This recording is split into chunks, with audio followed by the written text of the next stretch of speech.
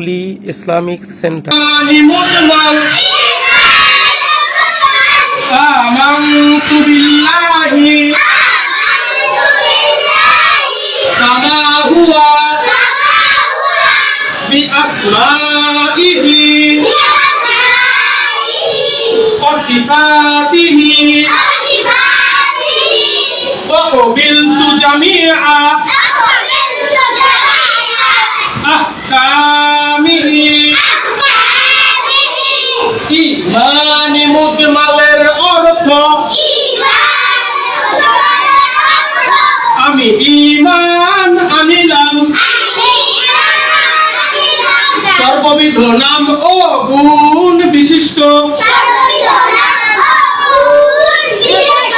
আল্লাহ তাআলার উপর